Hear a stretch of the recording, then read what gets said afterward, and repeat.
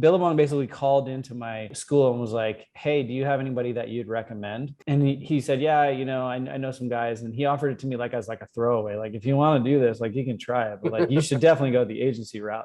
And now all the agencies are dead. Thank you for being a pal. What's up, pals, and welcome back to another week of Pentool Pals, a friendly graphic design podcast between two graphic designers. My name is Cole from Cole F Design. And I am Canvas Cam with Canvas Design Company. Welcome back to the podcast.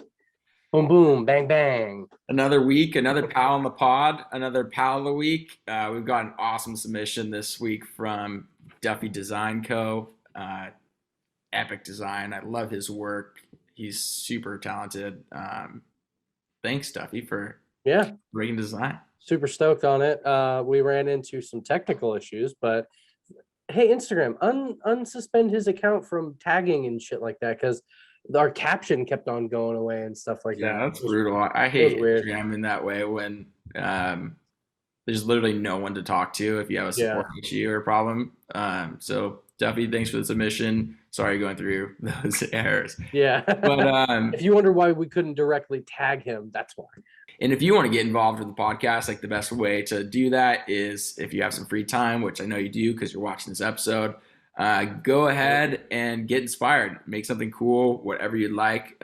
Just make it Pentool Pal themed, we like to say, which is as broad or as narrow as you'd like to get. And we're stoked to see what you come up with. Yeah. Quick shout out to Upstate Merch for designing or for making my hats. I got these ones and the beanies and stuff, but they did a super good job. And I know I'd mentioned I had hats before, didn't give them a shout out. So Dylan, Upstate Merch, thank you so much for the hats. Epic. Well, how was your week, Cam, and like what's going on in the weeks to come? Week's been good. I got a few projects in line, which surprisingly around the holidays gets slow, but I'm actually getting pretty busy right now, which is it's strange because I thought it would like kind of dial back.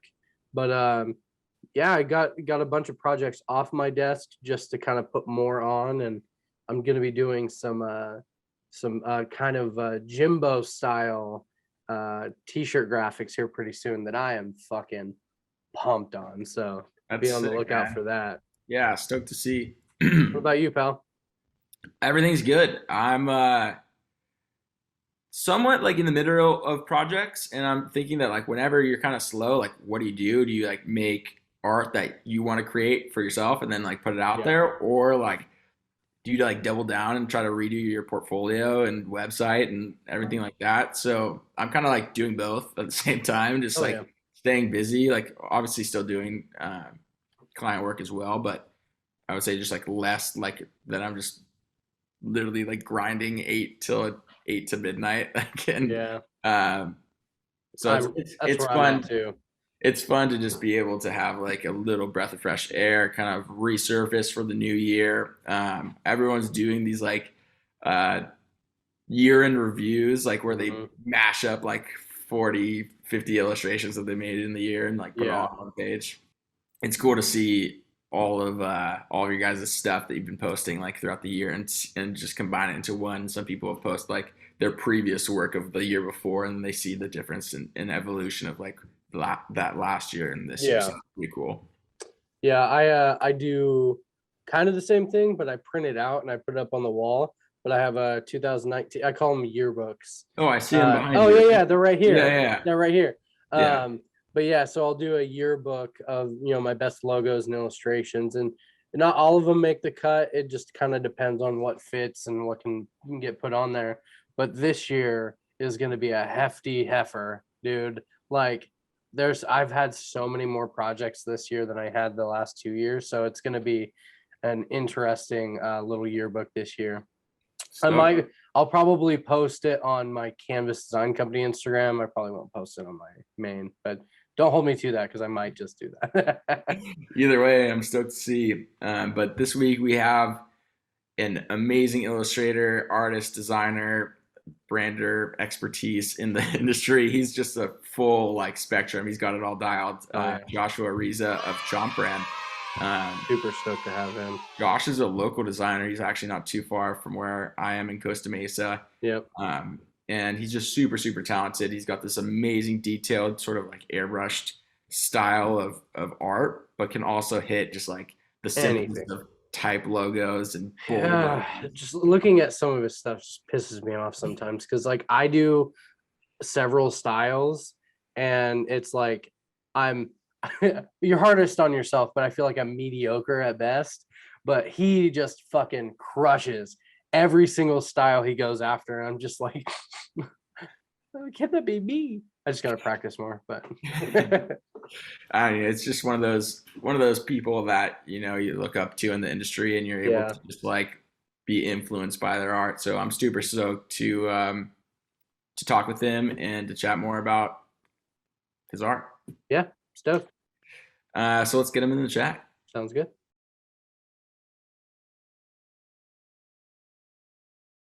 So weird. Josh, there you are. I can hear you. Can you hear us? I don't think he can hear us. I can hear him now. Yeah, I can hear you. I can hear him. Can you hear us? He can't. Totally not. I'm gonna put that technical difficulties thing back on here.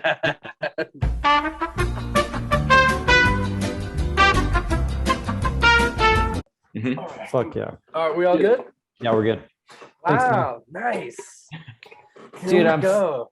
I know how to use this. I use it Yeah. every fucking day for work, and then I get a computer, and you got to set it all up again. It's all good, man. It's all No good. worries, bro. All right. Hey, Josh, how you doing, man? Hey, pretty good. Life's good. Just setting up a new computer. This is actually my second replacement computer because Apple sent me one with a bug on it. Oh, that's not good. Never heard of that before, but yeah, it came with like a pre-bug. Maybe it's just, I don't know. I'm not sure what it was. Yeah, those Just damn getting all your those damn information. pre-bugs, dude. But- Fine, yeah. Pre-bugged, dude. yeah, cool, man. So, besides the computer stuff, man, how you doing? So where are you? You're in LA.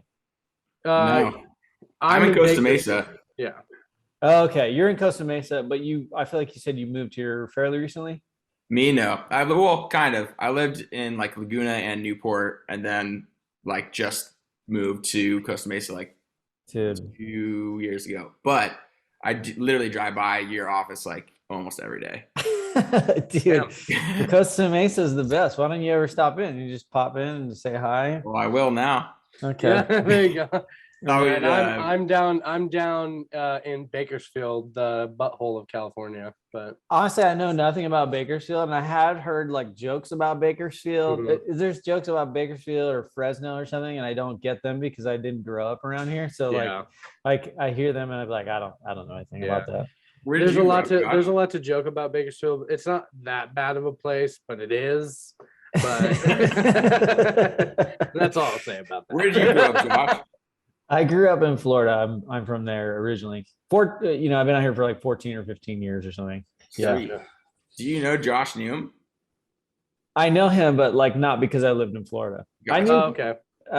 I have some design roots in Florida, but like I actually left there when I was pretty young. So Gotcha. I don't have it. How old are you guys? You look young. 26. I'm 28. Oh, okay, cool. Little babies. How old are you? 36. Yeah. 36? Yeah, I think I saw on your Instagram. You're like, this is 35 or something like that. But well, cool, man. Well, thanks for coming on the podcast. It was good meeting you at Designer Con, and you'll hear my dogs probably. But yeah, man, it was cool getting to chat with you at Designer Con and knowing that you already kind of knew who we were through like Clark Orr. That was an easy way to get you in the podcast, man. So thanks Well, for coming on. if you can get a cosign from Clark Orr, then yeah, I think it's a good deal. Yeah, especially like when somebody's done something before I have, because I don't know what to expect. Yeah, for sure. Wait, so you guys are your day job is both of you are freelancers. Yeah, Yeah, Yeah. exactly. yeah. Cool. I have a canvas design company, and Cole's got Cool F Design. Yeah, great. Yeah, you guys have good work. It's nice. Thank you, man. I appreciate that. We're big I fans saw of that you your followed work, me too. back on Instagram yesterday, and I was like, yes. I was like, I need to follow these guys. Sorry, it's been I like. I think I have. Can you hear my emails coming through? You can't hear those, can you? No, but you'll probably hear one of mine. Okay, cool.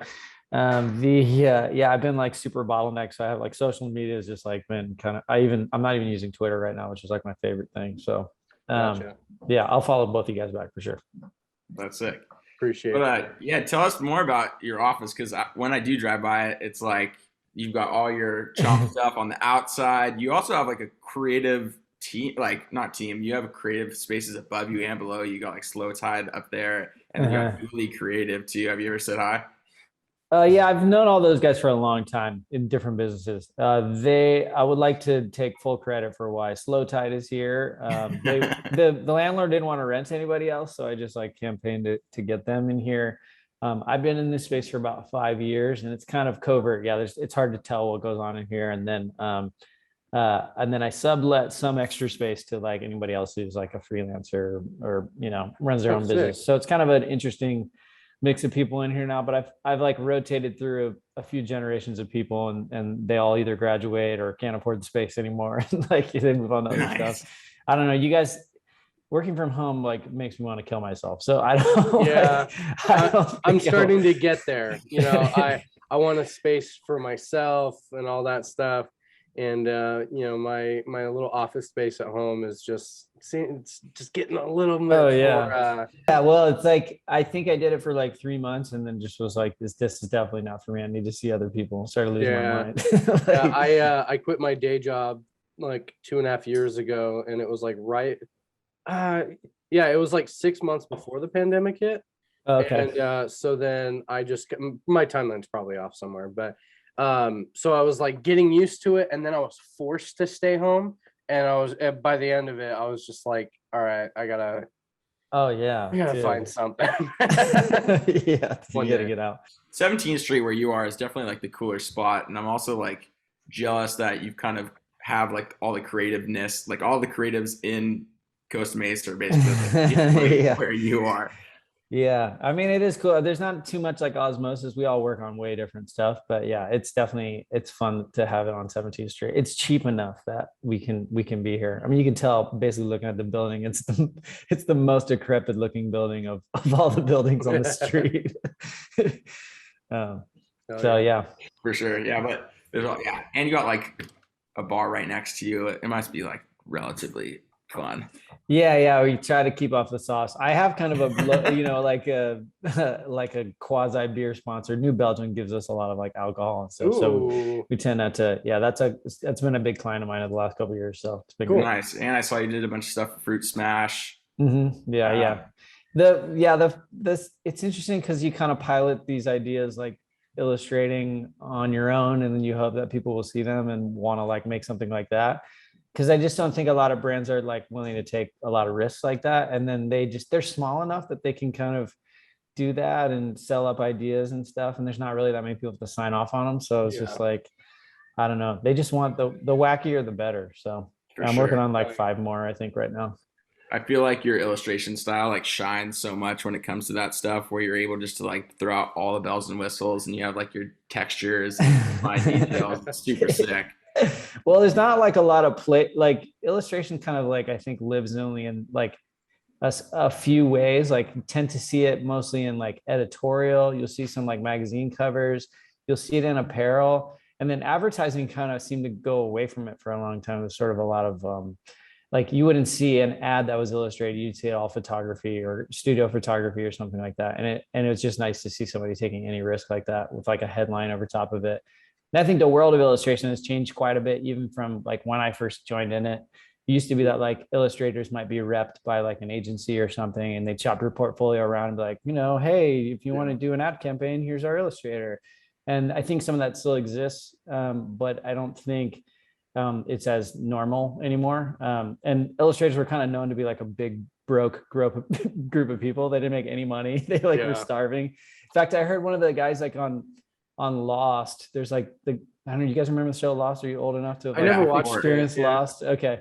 So like there's the bad guy and he's part of like, I can't even remember what the name of it is, but like the main lead bad guy, like he was an illustrator before he became the bad guy, and he was just broke as hell, like working in New York. He didn't have any money, and then he got on this show like as an actor, and he got super rich. So I think it was I remember my teacher telling me that story, like, yeah, he couldn't make it as an illustrator, so he made it as an actor. What a great teacher.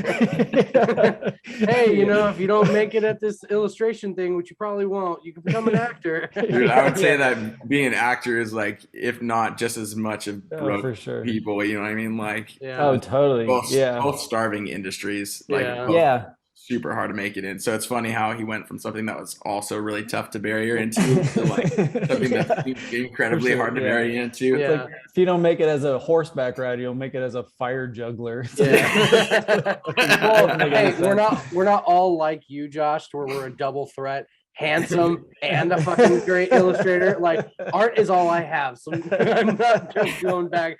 I'm not going to be an actor anytime soon. Oh yeah, I think actually it's kind of a high time to really be an illustrator. I think it's a good time. I think people have gotten hip to the idea that illustration could exist in a lot of different places, like where it hadn't before, and it's very special. In fact, like when I was coming up, I was 22. I told people that I made t-shirts and I illustrated on t-shirts, and they like really like looked down on it and like thought it was kind of a stupid job. Even like when my teacher Billabong basically called into my school and was like, hey, do you have anybody that you'd recommend? Because the lead creative director, he graduated from there. And then he said, yeah, I know some guys, and he offered it to me like as like a throwaway, like, if you want to do this, like, you can try it, but like you should definitely go the agency route. And now all the agencies are dead, and like all the apparel brands are kind of dead. But like then I got into sort of like just making apparel. And so I always thought of like illustration as this thing that could just kind of be applied to anything really. And like, and anytime there's photography as a stand-in, we could do illustration there. And anytime like there was like a wrap around something, we could put illustration there. And it just kind of seemed like, even now, pretty limitless for like, I still think people are very myopic and like how they think they can use illustration, because like it could be on literally anything. That's pretty funny too, like the part where you're saying when you tell people like what you do for a living, and like I feel like so often, especially around here where like it's pretty wealthy and people are usually in like sales or some sort of corporate job, and they're like, what do you do? And then if you say something like I make art, they're like, oh, like I'm sorry. To his point, like PIMCO is like near here, and that's like basically a financial group. And so you can meet people like who are also 26 and your exact same age, Cole, that have like a Lamborghini. So like you're like Jesus. It's a lot of wealth. It's just funny. It's like to be able to say now, instead of like it's different if you say you're an illustrator, if you say you're a graphic designer, some people are like, oh, like, shit, you probably like eating top ramen or something, you know what I mean? But I don't care how much money I make, I'll always have top ramen in the house. It's legit good. You're probably saying like, if you say something like, oh, like I run a design agency, or I'm something like that sounds like a little bigger than what we're actually doing, like an adult who draws. We run that term around a couple times now, Cam.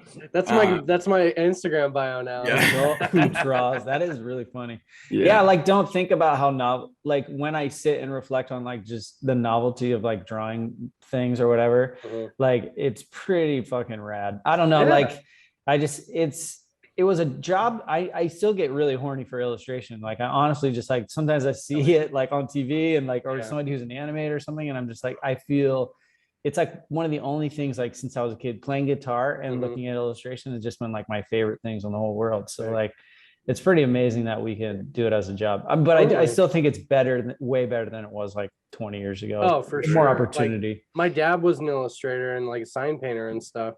And the magnitude of how far you can go as an illustrator nowadays is, it was 20, 30 years ago, it wasn't even there. No, 100%. Yeah, there just wasn't the opportunity. Yeah, like my dad in a sense hit the ceiling because like that's as far as he could go. But with introducing social media and showing different talents, it's like, I forgot who we were talking to about it, but being an artist nowadays is so different because we can kind of be in a weird spotlight on like Instagram or whatever, but it's really good for us because like we can show our talents and we can grow and we can become like an influence to other artists and stuff like that. And it's as shitty as it kind of sounds, the higher your following goes, the more influence over people you're going to attract, and those numbers will turn into revenue because people are going to be, oh, he has like fucking 16,000 followers, he's like legit and shit like that. It's a weird game of social media. Yeah, I mean, I actually kind of have a pretty different take than that. I think social media, as far as design is concerned, in terms of making stuff, I think of it as like a billboard, right? So like, you make something, you kind of hope that people will like drive by it and be interested in it. And I think a lot of times, you might just be, not you, the universal you, everyone who posts on social media. Sometimes they don't realize that they're advertising to their own tribe a lot. So like, I think if I was like Amy Hood or Jen Hood, that experience makes a lot of sense, right? Because you sell a book or you sell fonts or something like that, then the same tribe who you're designing for would also be purchasing it. But in what I do and what you guys do, a lot of times you're offering illustration as a service. So like probably the worst people who to show it to would be other designers. That's cool for feedback and likes and stuff. But I always tell a lot of like anybody who I'm sort of mentoring or who needs to make money basically tomorrow, I just tell them go find the people with budgets and like sell your work to them, right? Like skip the social media. You could use social media if you want, like it feels nice to use it or get following. Or if you want to be like a speaker or like on tour or speak at a bunch of schools or conferences, it makes sense in that world. But I don't think like social media as like I'm trying to get work thing is to me more like a billboard. I think obviously if you have a huge following, then for sure it'll turn up projects, no problem. But the more followers I get, the more people are like, hey, will you design my tattoo? I'm so happy. One, I'm glad I said what I said because I kind of poached you for a great thing you said. But dude, I'm so glad I don't get that can you design my tattoo anymore. I came up as like a traditional tattoo artist like style. I never tattooed, but I just started with like flash sheets and stuff like that, and I really love traditional tattooing. And so I was drawing people's tattoos, and then when I started doing graphic design, I still had that like, hey, I don't do this anymore, but they're like, I'll pay you $100. And I was like, all right, $100 is $100. Can't say no. But now it's like, dude, if you want anything, and like I won't even entertain the idea of like doing tattoos anymore. But yeah, I don't think that my style really like it works for tattoos. I think people kind of will be like, oh, it's tattooy, and then I'll see people like it's just like a line weight issue, like altogether. Like 100%. I'm never really designing for the right line weight or like the size on somebody. Like there are probably 100 people that have chomp tattoos, like roughly.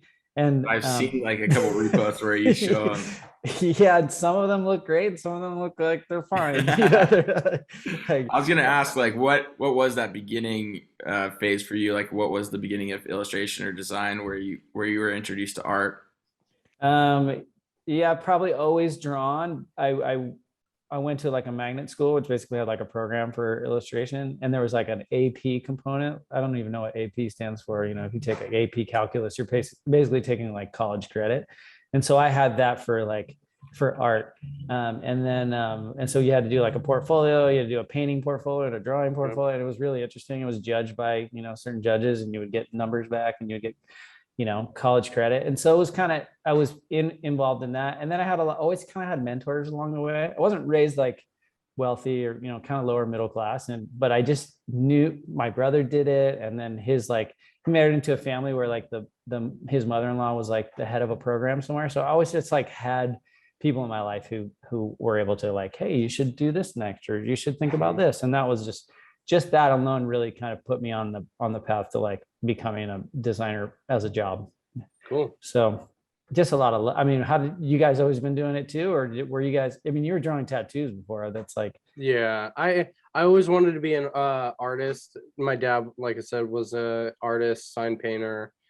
And I was really I pushed it away for a long time, but I still kind of doodled and stuff. And then I started a little clothing brand called Canvas Wear, which is eventually morphed into Canvas Design Company. but I was also doing tattoo work. So I was going in this direction without knowing it. And then I designed a logo for the first time. And I was like, this might be what I want to do, actually. Yeah. I was fascinated with like building icons and finding different types and all that stuff. I really didn't know anything about typography, so then I just kind of like studied. I went to college for a few years, but I grew up very poor, so it's like when I got out of high school, it was just work, try to go to school, do whatever, work at coffee shops and restaurants.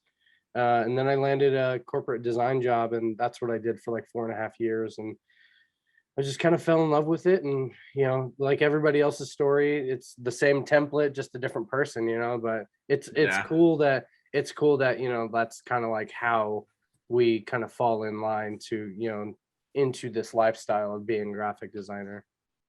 Yeah. And then you realize you worked for the man for like 4 years, and you're like, fuck Yeah, that. yeah, I know, right? Seriously, Yeah, I feel like by the people's end of the stories 4 about years, I was starting just are so over. Oh, sorry, cool. no, it's okay. No, I just feel like everyone's story is so similar, and it's fun to Mhm. like hear everyone's story, especially on Pentool Pals. And like, Yeah. I swear, the only reason why I feel like I started doing art was because my preschool teacher told my mom that like my finger paintings were like decently okay. You know what I mean? And I just Dude, stuck that's a with good it. story.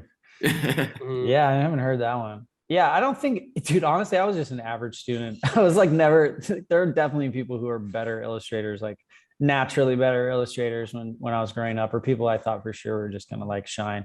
And then you just turns out that like the profession itself, even when I was graduating, let's say I graduated college in 2007, there just weren't that many sexy jobs, like Mhm. freelancing too was kind of like unheard of. Like people did Yeah. freelance, but like you had to sort of make your name for it. And then I think that I always tell people like, yeah, I think you should kind of work somewhere first so you can sort of learn the business of design or get paid to fuck up on somebody else's time. And, Yep. it doesn't cost you any money. The client 100%. management It's a side good of it's point, kind of honestly. a Yeah. nightmare. Like, it's just a lot of things that are going to be hard to like learn and plates to spin, like, Yeah. on your own. But yeah, I'm glad you guys made it away from the man. You got to do it Yeah. on your own. I never did well with having a boss. And when I landed this design job, after a few years, I got yelled at one time. I don't even remember. It was so like petty, that reason why he yelled at me for something. But I remember thinking, if this wasn't like a design job, I would have said, fuck you, I'm out of here. But I was like, I need this job so much because I know like I know where it's gonna go. But yeah, Yeah, no, no, like I'm with you. Yeah, there's that stuff too, the adversarial relationships between you and clients and stuff, just it shouldn't exist. And Mhm. and it's needless. And like everyone should really be partners, and like the belittling of other people, that like Yeah. what I'll consider like old world, way to treat where clients treat you, like it's unnecessary. And Yeah. and being able to like suss that stuff out right away and be like, oh, I can tell this guy just, or this, it's usually a guy, this guy doesn't trust me, or this guy like wants to big dick me in this conversation, and that's just like it's not necessary. No, Like not at all. then I usually am like, hey, I don't think we're the right partners for you. Yeah. I also want to go back to the idea of like the starting the clothing brand thing, because I know that Josh, you have Chomp Brand. I'd love to hear how like that creation and the beginnings of how that started. Yeah, just a friend was a buyer basically at Zoomies, and he was like, "Hey, look, I have some open to buy dollars. If you want to start an apparel brand, like every now and then I'll buy from it." And so, Crazy. yeah, I think there's like my career has been equal parts like hard work and just like blind luck. So someone from I feel Billabong, like that's the balance of anyone that like is able to kind of make it. That is the most factual thing I've ever heard on this. It's like yeah, hard work and blind luck. Like, isn't yeah. that Yeah. yeah.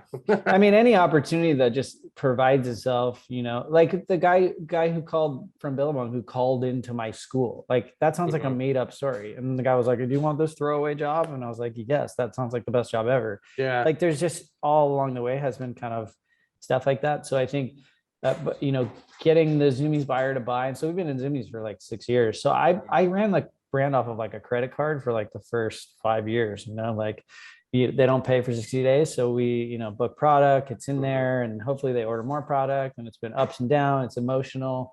And it's really hard because I made a brand where I wanted it to sell without you knowing about the brand, right? You have these brands that are marketed. You have like Nike. So they spend a couple $1 billion showing you the product and getting the best athletes and telling you why it's the best product.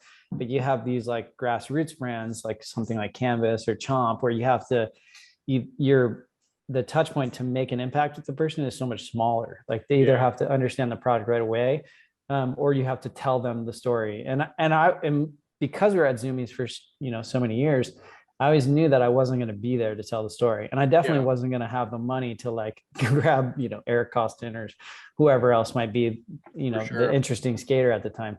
And so I made this brand that was made to sell. So immediately you could connect either with the artwork or the messaging or anything else like that. And then just that would be the thing that sells itself. So for 5-6 years, been doing that, been doing brand partnerships with that, and then slowly started to grow. I mean, there's probably year to date,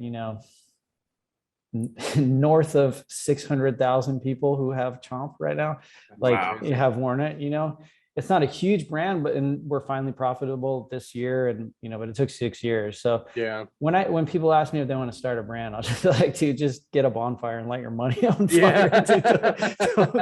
Don't waste time. It's a really, even talking to more experienced VCs or people who are investing. I have no investors, by the way. But just talking to people, it's what they consider a very risky business. So apparel business, it's not sustainable. It's sort of like the most sustainable business would be like enterprise software, cybersecurity software or something. I remember those sleepless nights of sitting on product going like, why isn't this selling? And I had hoodies and they were very expensive to me. And like, all right, I sold a good 30, 40 the first weekend. Now let's see how it goes from here. That's a lot. Selling 40 in the first weekend. That's incredible. Yeah. I mean, I think I feel like I could be exaggerating too, but I remember there was one time I got a shirt order and I like sold out the first weekend, and it was only like an order of like 50. And and then great. I was like, all right, cool. Like I'm going to reorder these, and I reordered them, and they just, I always feel like there's like the levels in growing of apparel brands too. Like I started one in high school, always kept it like small, just sold like to Jack Surf Shop. And like, that was like my only store that I was selling them in. Right. And if they could sell the shirts, then like I was happy. Like that was a goal that I had like way down the line, got them early. And I was just like, all right, like this is way over my head already. Let's just like make them happy. Basically just like the levels, right? And then all of a sudden if you try to continue with way more inventory, then you're sitting on a lot of product, and that can be, like you said, like putting credit on a card and making that like have to last for a certain amount of time to get paid back, and then you're spreading yourself thinner and thinner. But then at one point, like you said, like it could be like 6 years later where that investment makes sense, and then all of a sudden returns back to like cash flowing, or it's making right. But it's always I think as designers we think about product, right? Like, so we think specifically about like, does this look cool, for lack of a better word. And I think that's how I still think about product. But then I just realized like so many people are not designers, and I used to think, even when I was at Nike, like, oh, the best design is the one that sells the best. And that's a very arbitrary way to think about things. But the truth is, like, my favorite things were never the things that were selling the best. Like, most people were just connecting with whatever the story was being told by the brand, like the big macro brand. Like, we're telling you that if you wear this, you'll be your greatest self, or we're selling you this messaging. And so all along the way, I've kind of taken those touch points and kept tweaking the dials for like, what is Chomp? Like, how could I get you to relate to it? So we have like the Never Worried series behind me, or like anything that I make will have some tongue in cheek, like trying to get you to connect with it overall. And I think, really when you get real granular about it and just like, this is a cool thing and people will want to buy it, like it just doesn't work as well as you think it would. Not you, me, right? And then, I mean, if you think about someone like Aaron Draplin, like people buy Aaron Draplin stuff. He's a good designer, but they love Aaron Draplin. Like he's like a mascot for his own brand, right? And he's great. So like, not taking away from any design here, but like knowing Aaron Draplin will make you really want to buy Aaron Draplin stuff. And so in a vacuum where all these products, we don't know any of the stories and we just connect with like the garment itself, like it's much harder to make an impact or sell something, right? So That's why I start saying yes to all the podcasts I get invited on. Well, also I think that your illustration style like speaks for itself, and you've also been like really creative with the ways that you advertise or and announce illustrations, which I wanted to touch on was your super cool idea about the combining the emojis. I totally hopped on that bandwagon and try to create my own like videos or whatever. But how did that start, and how's that been going? Yeah, maybe I should use you to put together my TikToks, dude. I haven't like had the sack to like literally open it up and even like start editing video. Like there's so many operational things that I'm doing that I'm like, God damn, I got to learn how to dance in front of a TikTok now. Like, I don't Yeah, dance for right. likes. So, yeah, I don't even really know where that concept genesis came from, to be honest with you. It was just like, I'm just trying to gauge engagement and see what I could get. And I think I did a caption contest one time where it was just like, hey, I'll win a skateboard if you send me a recent text message that was, and tag who it was from. And I just remember doing that and going like, okay, there's a ton of engagement here. Some people are going to want to skateboard here, but like, I can kind of keep gaming this out. Like the two emojis thing is like really low hanging fruit because it doesn't really require much creativity. Yeah. Like you just, whatever, like a chicken and a helicopter, you can really just like, people are so happy to comment that, and they really want to see their stuff picked. Now, the tricky part of it is like, I want to make something commercial enough that people will want to wear it.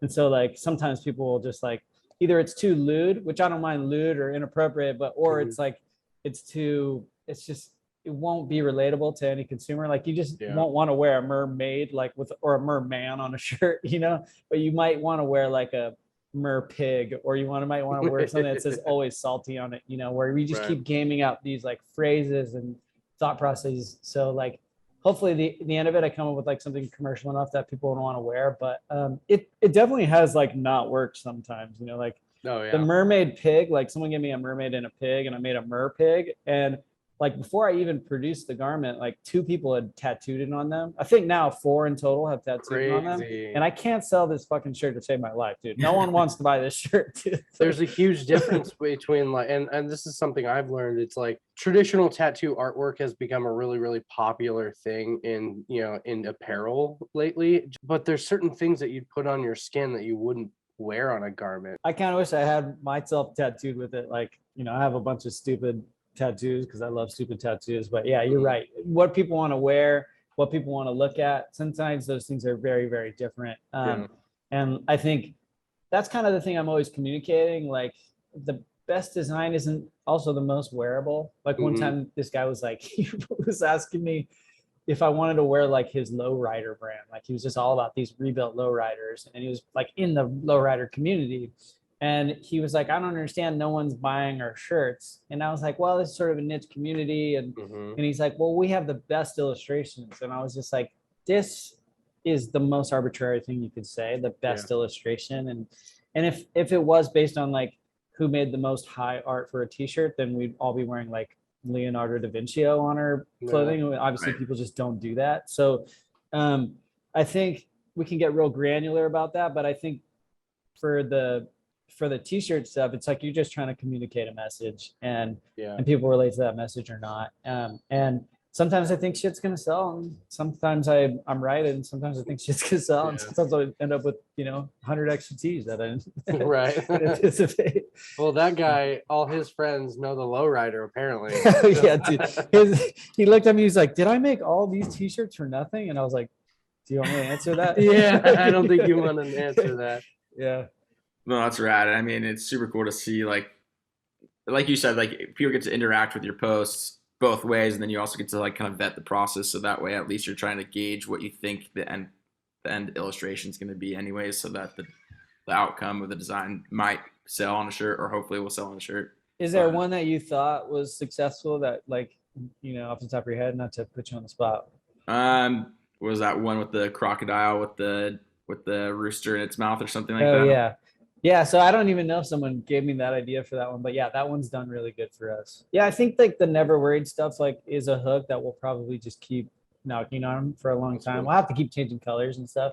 I think personally the coolest one that was, I don't know if you made it a t-shirt or not, but when you had the waves and jackpot Oh man, I love that thing. Yeah, someone gave me the idea. I think it was this guy, a designer named Chris, and I was like, man, this is great. I get to use my super surreal. I Mhm. can't sell that poster at all, dude. Like I Really? Is it a can't even move poster? it. Like, yeah, there's a poster of it. And I was gonna make it into an NFT, and I kind of just dialed back what I was gonna do with NFTs. But like, I just no one really seems to connect with it. I think so. That goes back to like the messaging. Like you and Mhm. I relate to like our favorite illustrations, right? Mhm. Like what I want to wear this when I put up on a Yeah. wall. Does it mean anything? Kind of doesn't really matter. Like even when I'm looking at the stuff like behind you, like the feet walking all in a circle, like that's just a cool looking illustration. It doesn't need to tell you anything, but like I think I'm guessing that the vast majority of like consumers like just want to be told a story. And like sometimes it is like you're a famous enough artist that you can get away with just making cool stuff, but like I'm not a famous person. Like no one's buying Chomp because like I have some gravitas or prestige or Mhm. celebrity around me. If anything, like I would be the worst brand ambassador for my own brand. Like, I look like the bad guy in like a high school made for TV movie who like bullies people. Like like I'm just not the guy. And so I'm Dude, gonna I don't be know. prom king this year, not you. exactly, yeah. I like I- untie a kid's shoe when he's at the school dance or something. It's like Dweeb. I look like I was born rich. I wasn't, so it's Oh like my God. I don't know if that's the self-confidence you need for yourself, but I mean, if that's how you feel, that's how you feel. That's fucking hilarious. No, but that's great. I mean, at the end of the day, like you're right. I don't know if necessarily illustration transfers directly to apparel graphics, but at least if you go down the line, you can figure out what works and what doesn't work, and yeah. manipulate. No, I'm just glad you like that one because it's kind of proof of concept that Oh, there it's are so cool. illustrators Oh, yeah. like stuff. It's actually like a really good time that we could maybe transfer and check out some of your work and share Yeah. it and go through it if it's cool with you. Yeah, I'd love that. So, you want to lead us, or should we just be picking at random? I kind of want to see you guys like what are your favorite projects? So that's interesting to me. Mm. Like I don't know, I I make the stuff, so I'm jaded. Like I like Why? the Lucky Cat Pizza Company. I'm a sucker for line work and illustration with like the subtle colorways and stuff.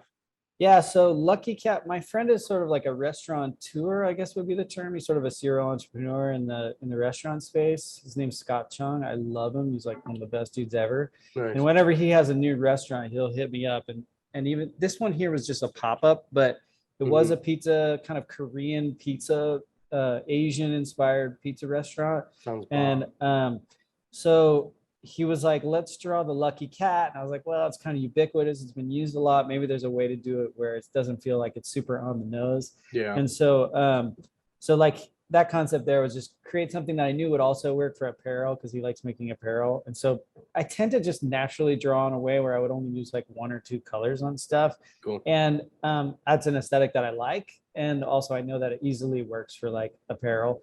Yeah. So actually Chomp is gonna license this graphic and we're gonna do some Lucky Cat stuff because the Sick. pop-up is actually closed, but I think the artwork is still fun. So Yeah, it's like, awesome. Yeah. I'll have to pick that up because yeah, I gravitate towards like illustration type logos because that's Yeah. what I do. But Yeah, conventionally really speaking, sweet. it's not a good logo. Like it looks cool, but it's got too much detail to be. yeah, like, some things work as logos, some things doesn't, some things don't. But like especially for like a pop up, you can get away with so much. Like I did a logo for a pop up for some friends of mine, and aesthetically it wouldn't work as like a logo for a long time, but depending on where they go with it. But anyway, stuff like that. But yeah, no, makes sense. You we want to jump- look at some Fruit Smash stuff? Yeah, I was gonna say when I think of your work, at least of recent, like I love to see your like crazy tricks with these textures and like Yeah. illustrated, just crazy. almost feels like realistic, but has some sort of artistic flair that you bring into it. Yeah, there's It's some really insane. it's definitely like super 90s 80s airbrush stuff. Like it goes back to the era I was talking about where they actually did use a lot of like illustration and in commercial advertising. And now no one really does like print ads anymore. So like Yeah. it's cool that somebody would let me do that. In this instance, we're just trying to create like just the mood and vibe of that era, that sort of like carefree, stupid Ray-Ban era.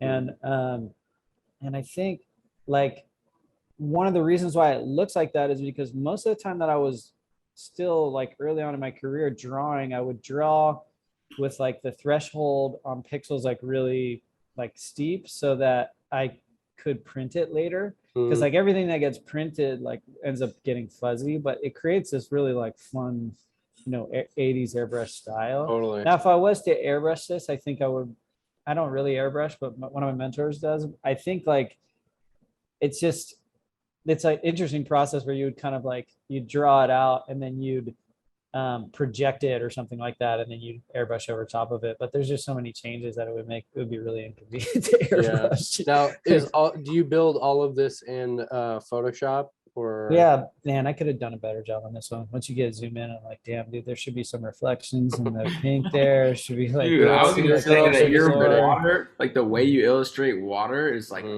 insane. It's just so cool. Thank you. Yeah, so I'm like, I've been drawing a lot of waves since I was like a tyke, so that's kind of like it's always like in my mind what like foam and waves look like. But I'll look at references, but then I always want it to be surreal. Use that term like it's real, but it's illustrated. Like, yeah, the surreal component where something just feels like it's both. Like it's that's kind of what I'm trying to capture. I don't think this one is that great, but it gets the job done. Like, I like the other ones a little bit more, but we're always our biggest critics, Yep, 100%. Yeah, like some of the shadowing and detailing and stuff, like it makes sense, but like actually when you look at a can, it's reflecting light in just like all different directions. It's just never like really like a hard shadow on one side of a can. Like you're just trying to create like a moment or something that exists. And so it's like I'm both throttling between like looking at reference to like make sure that it looks real, like for example like those water droplets or something, but then also like pulling back and going like how can we make something just more fun. I think my favorite of the bunch, if you go back on the previous page, I did a second round of these things on the main side of the portfolio. The lightning bolt one. Yeah, that one. Like I think here I went a little bit bigger and a little bit crazier. That's crazy, man. So we just like, well, like you not only have like illustrations of these cans, which looks like you had to do new ones for every single. Okay, so there's a hack there, like, and I'll just tip my hand here. Like they did these like 3D wraps of it. It's probably like a Photoshop thing. And then I am manipulating them, but like I'm not drawing them from scratch every time. Right. If I did, I would like lose my mind. Yeah, for sure. I was like, wow, kudos to you, man. Yeah, no. I mean, kudos to you anyways, just for fooling me in thinking that you did that. So I guess there are moments where like I'm having to obviously redraw it. Like those cans are not tipped in that exact manner. I don't mean just like left and right. I mean like you can't see inside or like you'd be looking from the bottom. So you have to make adjustments for that. It's not the hardest thing in the world, but I've had to do some stuff with previous renders and kind of angle it differently and lay it out. So I totally get it. It's definitely made the job a lot easier because you know I'm just like working from wherever the central focus of like the can is, and that's the thing. Like I want to add all this extra detail, but I want the can to be like a central focus. So so it's a nice place to start that I just have this kind of good looking can, and then I airbrush over top of it and add highlights and water drops or whatever else. This is very over the top.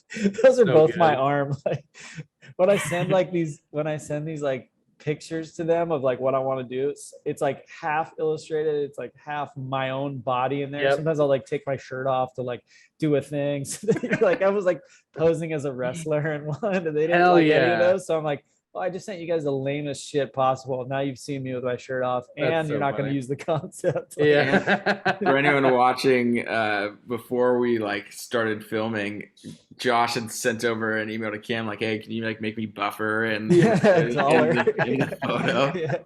And so Cam just like unknowingly like sent over the funniest Photoshop picture of Josh. Yeah, dude, I appreciate it. I mean, it's actually real. Cam didn't do any Photoshopping, right? No Photoshopping. It was just a photo he sent me in confidence. No, but when you said that, my brain just went into like, let's Photoshop this real quick. Took me 30 seconds, sent it off, and it was super funny. And I'm gonna insert that here. Yeah, you should.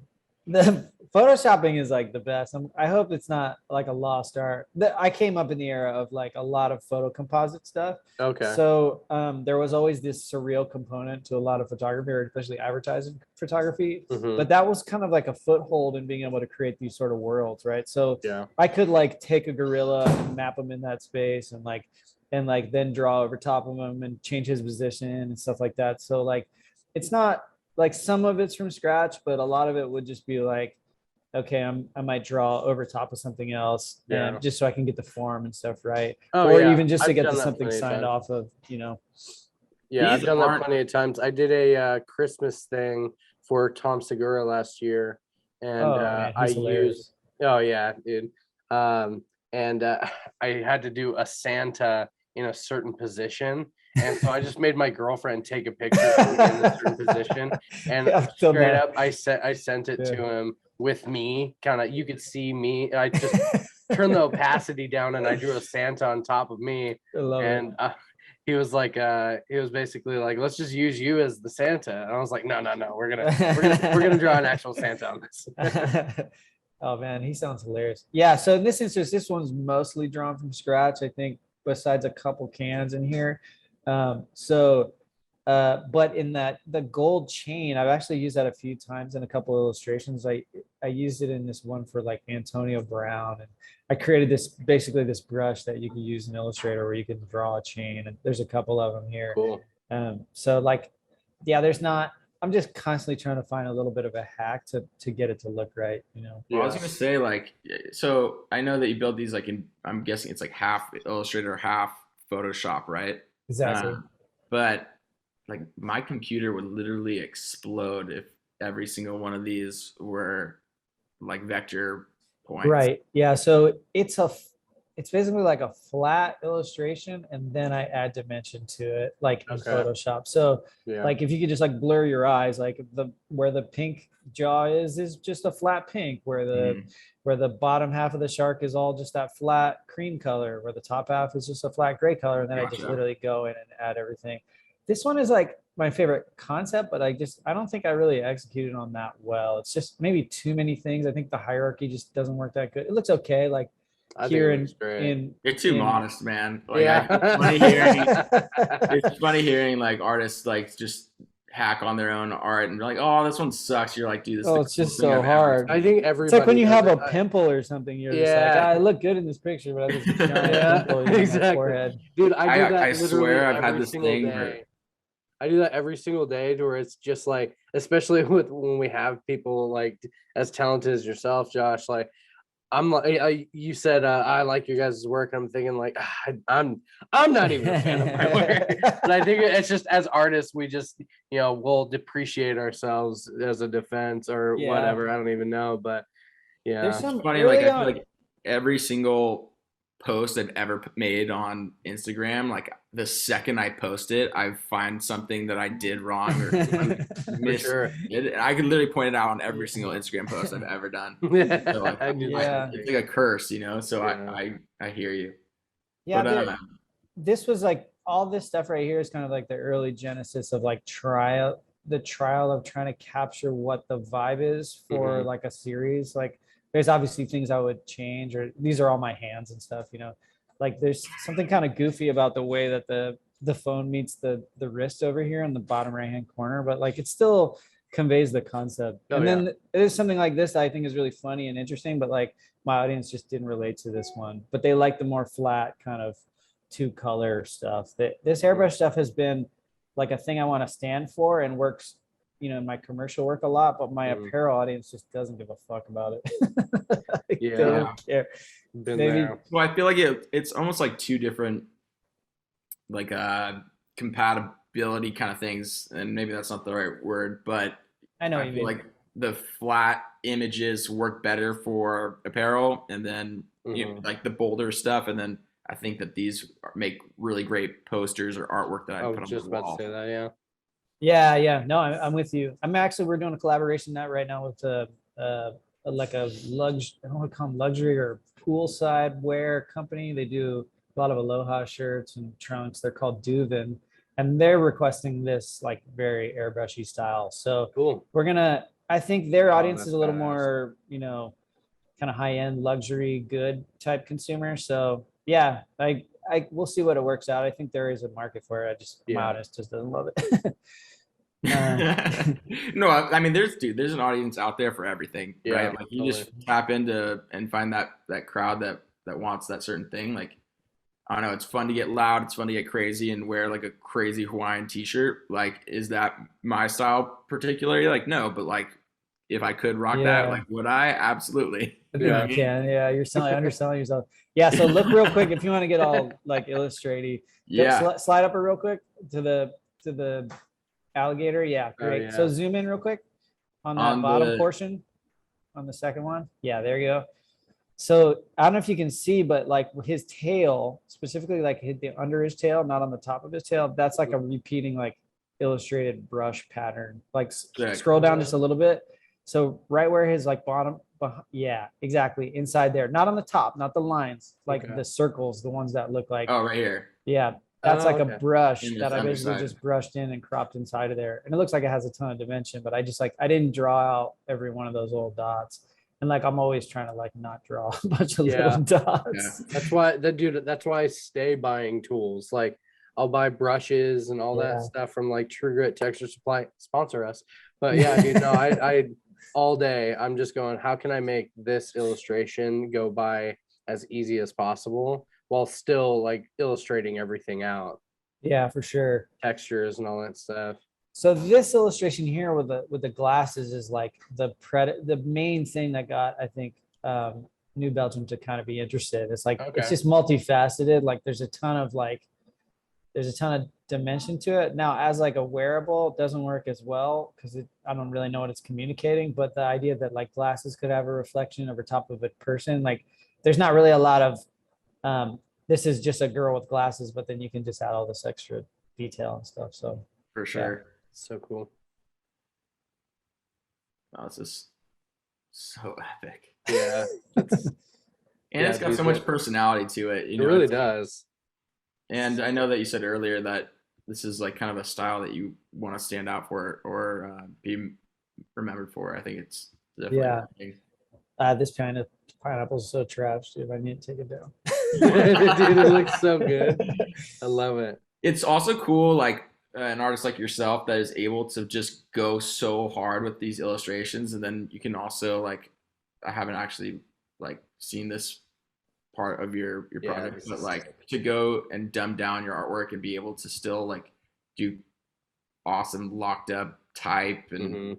Yeah, thank you. You have Yeah. a very, very wide range of style, which I really appreciate because, like, I get stuck into one style and I kind of get good at that. And then I try to stretch my legs in another style. And then I just all like, I don't know, I feel like I'm not reaching the full level of one style. But you seem to get the top level of every style. And so I really Hey, appreciate man, I it. appreciate that. Yeah, I think it's just there's two parts. It's like I get bored easy, so I don't want to like kind of make the same looking things. I Like, feel that. and then the second thing is that I was just like was kind of forced to be like I wasn't gonna make any money if I just had one style. Like Yeah, I was totally. honestly just like it was a necessity out of like becoming a freelancer. Mhm. I think my favorite project right now. So two things I want to show you. I think click on the rat skateboard one. Like yeah. one of the things I think is interesting about illustration is just like all the ways that it could interact with like a more textile type of good. Whatever. See here, like yeah, you can see the scales printed on there. Mhm. so sick. One of the things that they did here is like, it's just like we made a cool looking illustration that's great, and then the application of it like just is really to me the thing that made it super badass. Yeah. And so I've seen a ton of kids skating this board, and I think we have this wood piece that's really really fun. But then even the kind of the UV on the tail and then the lockups, it's just like it's kind of a thing I hadn't been able to accomplish before. So when you know some like skateboard designer meets an illustrator, you can kind of make some osmosis. So it's probably my favorite project in here right now. It's just so fucking awesome to look at, dude. Like Thanks, dude. especially you're talking about how locked up, and that's the final product just looks amazing. Like you could do the illustration and, you know, emotionally wouldn't be attached to it. But Right. then like seeing the final product, you're just like, fuck, dude. Like, Yeah. and just even the scales right here, man. Like, These are like Yeah. just feathers or something, amazing. right? Mhm. Yeah.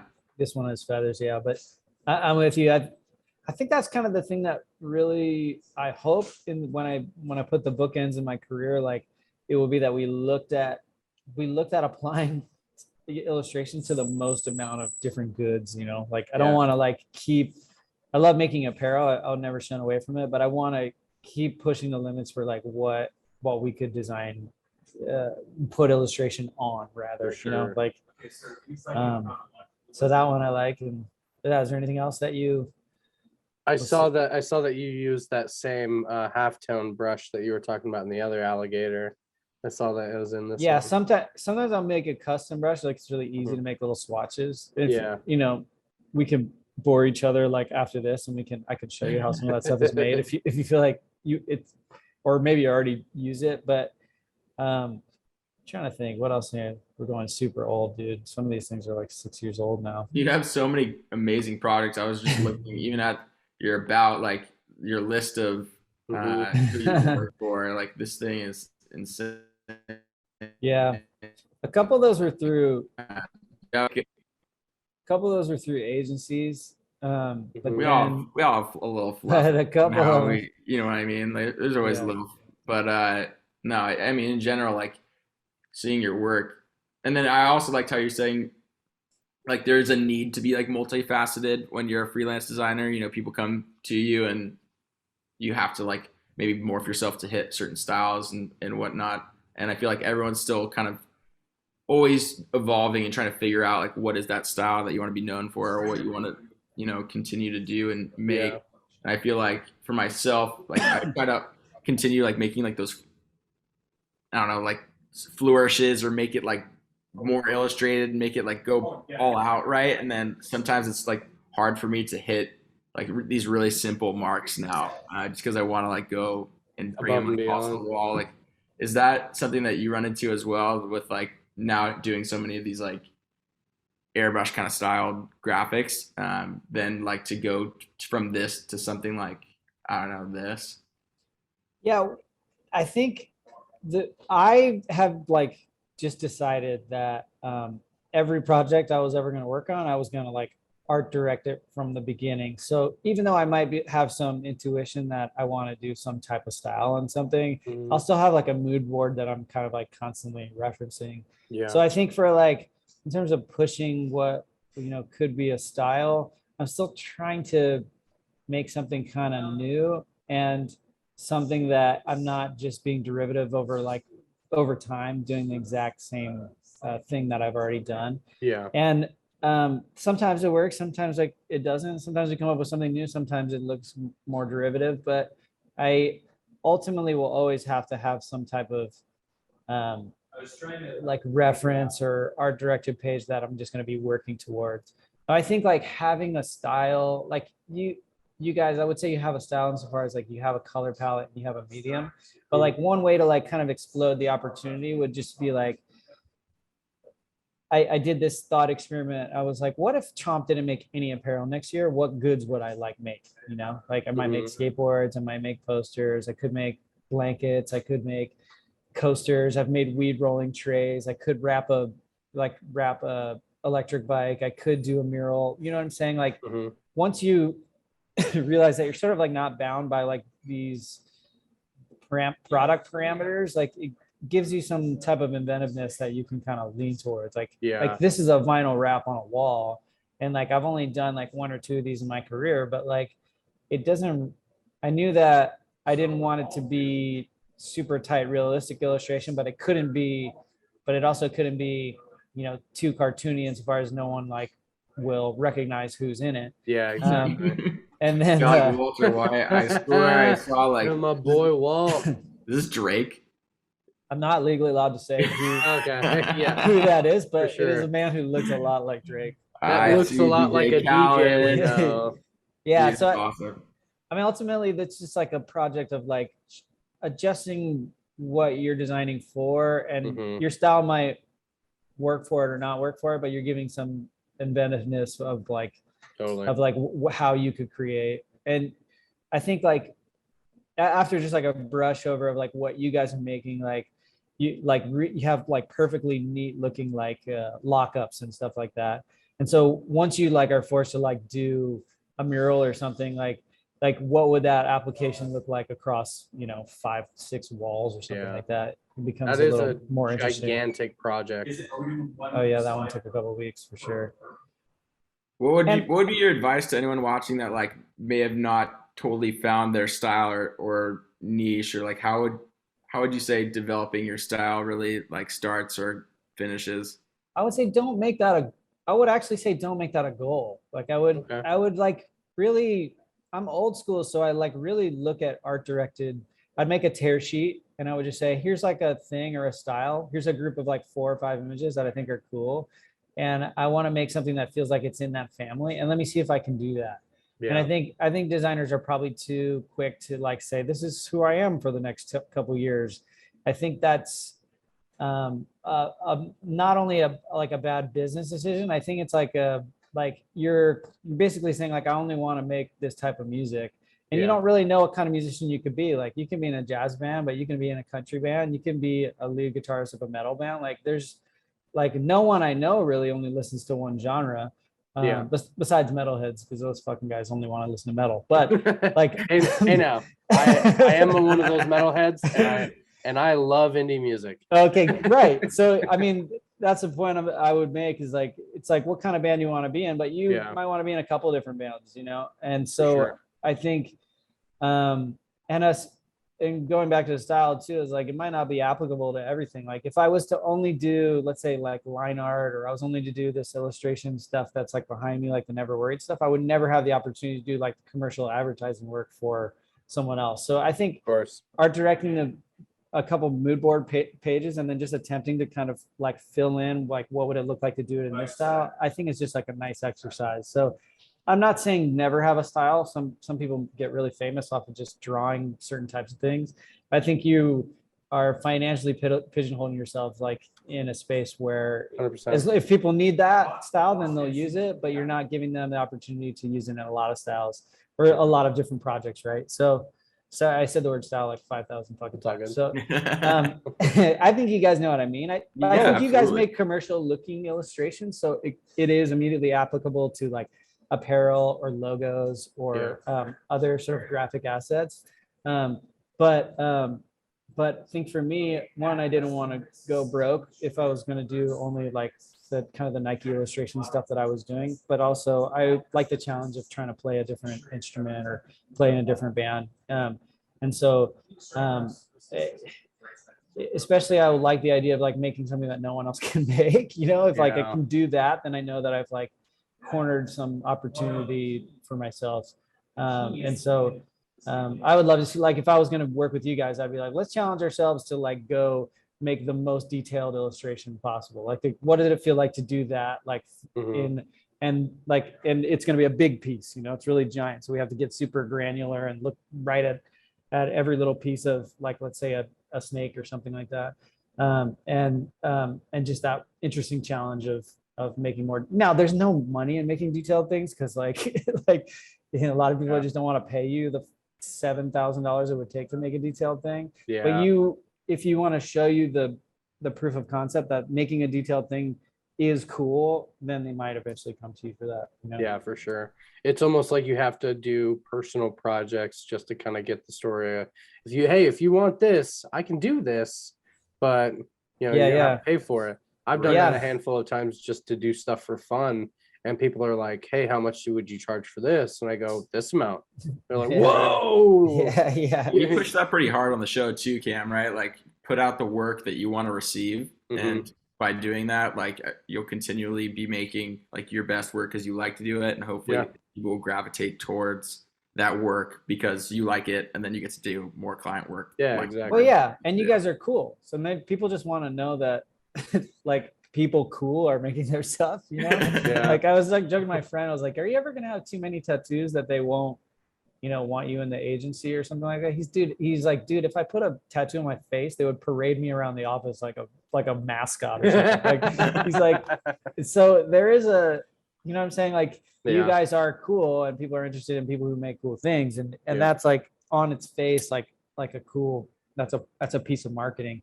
And you have your pulse on like, you know, the culture or whatever. Like you guys were at Designer Con. Like think about how many people even know what Designer Con is. And you guys like paid to be there and you shopped around. So like your pulse on like aesthetic or illustration or the toy marketplace is just, you know it a lot better. So I mean, there's also that. For sure. Well, we're talking about that last week with Pink Pony Creative about like what it means to put yourself out in front of like a video camera or a picture or something and like get out there and talk to people, whether it be on social media or in real life. So that way you're getting some sort of notability like within the industry, but not only the industry, like your clients may gravitate towards you more and want to work with you simply because now they feel like connected to you or that they like you, you know? Yeah. Well, she's like, I did listen to some of her interview too. And she's like, definitely like great in front of a camera. She's great at marketing and that kind of thing. And I think some of that stuff, like to me is good for like a macro brand. Like who is, let's say like who is Cole like as a person and would I want to invest in them? And I still think of that like super time consuming and it like requires you to be like, you know, have all these skills that like, you know, on-air talent would have. And it takes a long time to sort of develop those skills. Aaron Draplin has kind of mastered what his like signature is on like on a screen. And have you watched that episode? It went off the fucking rails. Oh yeah, he can talk for sure. And there's other people who like you kind of know what they're gonna get from Lauren Hom. I don't know her super well, but I watched a couple interviews with her, and she could be on like the Today Show or something, you know. Sick. So there's a talent that comes with that. For me, my thing is that it's never really been a huge return on investment for that kind of thing. Like it goes back to like who am I marketing towards? Like I like doing design work, but I'm always careful. Like, am I just like showing other designers so I can like get the back rubs and the back pats and stuff like that? Yeah, I've had that same exact feeling before, man. So yeah, like I'm just like, I just try to find the rich people and ask them for their money. You know? Yeah, seriously. I'm always like, okay, how can I get my work in front of someone who's going to pay me and not go, oh, that's too much money. Yeah, well, I think that the answer is brand design or brand managers, creative directors, art directors. Just people have like quarterly budgets and they'll hire you. And they won't even bat an eye at your price. They won't even. They'll just be like, oh, $5,000. Okay, cool. No big deal. Well, do you want to send payment up front? Like that kind of stuff is great.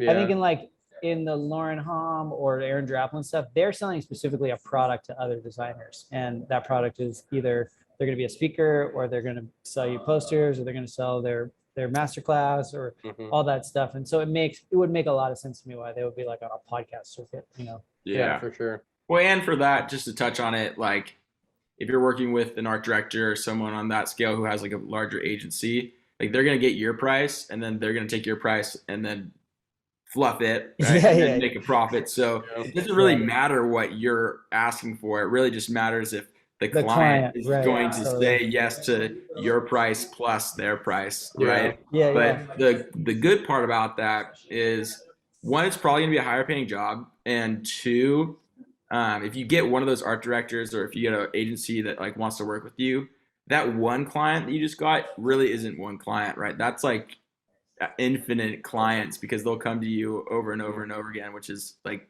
a key thing to try to get, I guess. Yeah, you want that return. Yeah, well, like, and they're taking on the client management for you. You don't have to like deal with any of the contract stuff, or like the person who might be really mean to you or anything like that. I tend to hate your work. I can't even believe you did this, and you won't even have to hear that they said something shitty. You could avoid all that. I tend to work directly with brands only because like agencies are just funky about their like payment processing. They're funky about like letting you have any say on it and stuff. So I don't know. Like, are you guys mostly working through agencies, or are you guys going direct through your clients? Well, direct to clients. It's totally product to project. I have worked with agencies. I am a freelancer. I've been hired by agencies. And I've been hired by clients. I would say most of the time it's clients. But dude, you guys are living the dream. Like if I was 26 and I was a freelancer, I think when I was a freelancer when I was like 28 was like the first time I started freelancing. I was terrified, dude. I only had a Nike portfolio. I mean, like everything was just Damn. t-shirts. So I had to pretend that like I could do other stuff just to get work. I was doing like $500 logos. Like I'll give me $500. I'll work for 2 days on it, you know, like, Yeah. so I was like out the gate. I mean, it's amazing that you guys are like in your 20s and you can be freelancers. I mean, Yeah, it's cool. I was terrified the first day. Like the first Monday that rolled around, I about shit bricks. I was oh my crying. God, I was like, oh my God. But now I'm like, I'm so far into it to where it's like I'm very lucky to be in the position that I'm in, bringing in clients, and my rates going up all the time, and I'm bringing in the right people. But yeah, man, not a lot of people are able to do it like Cole and I at our age. We're 2 years apart and stuff like that. But I know friends who are a few years older than me that tried it at the same time as I did, and they failed. And it's just like, yeah. how into the design world are you, and how obsessed with it are you? And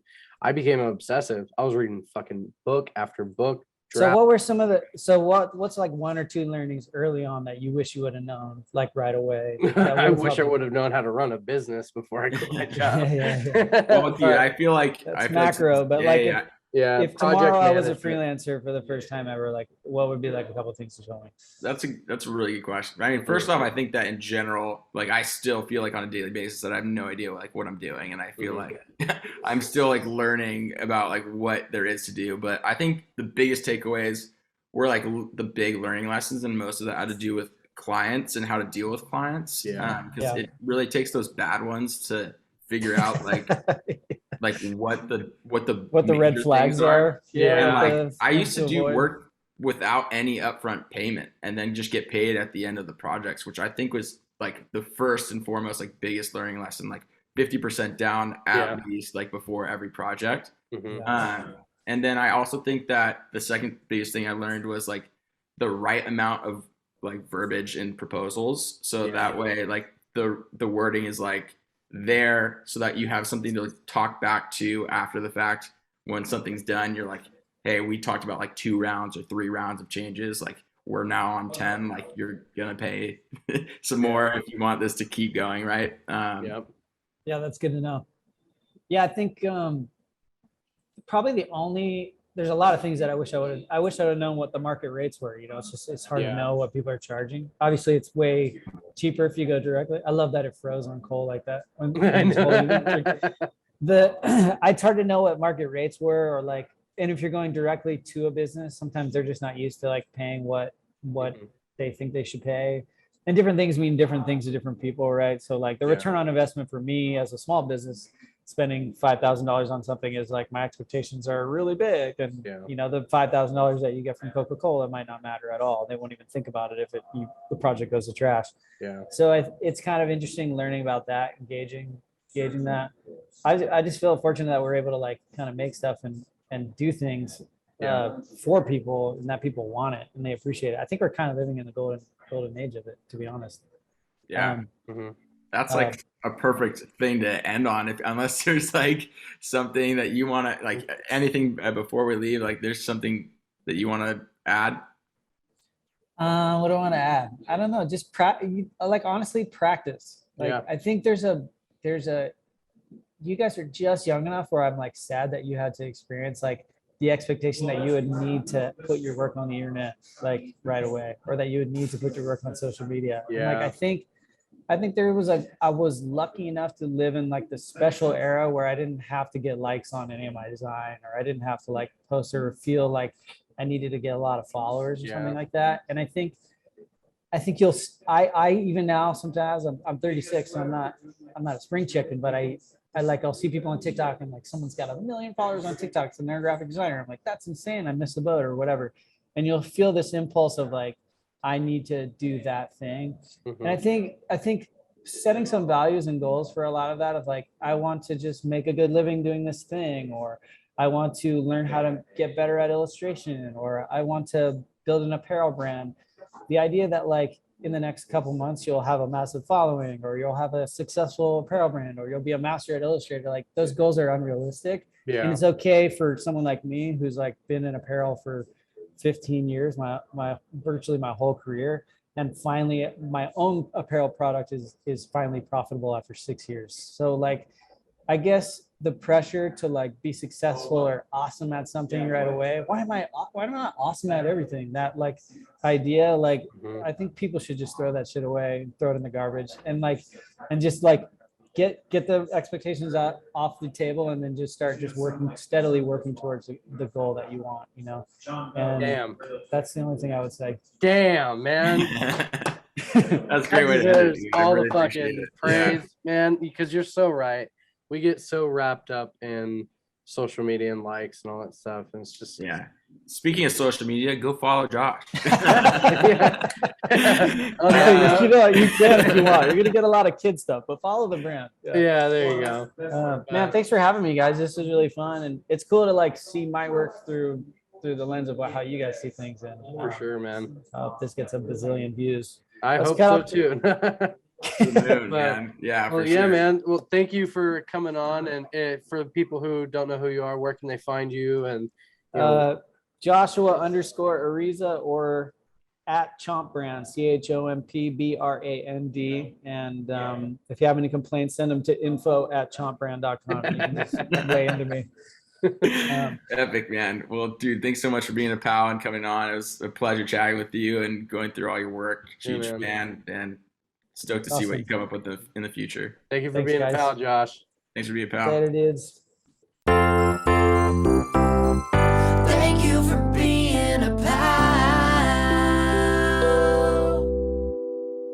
Hey, pals, thank you for watching another episode of Pentool Pals. If you have the time, which I know you do because you're just sitting at your desk designing stuff, click like and subscribe, and check us out on all the other platforms, and watch some other videos popping up both of my shoulders right here. Just do that, or you're really gonna hurt my feelings, and my feelings are fragile, so thank you.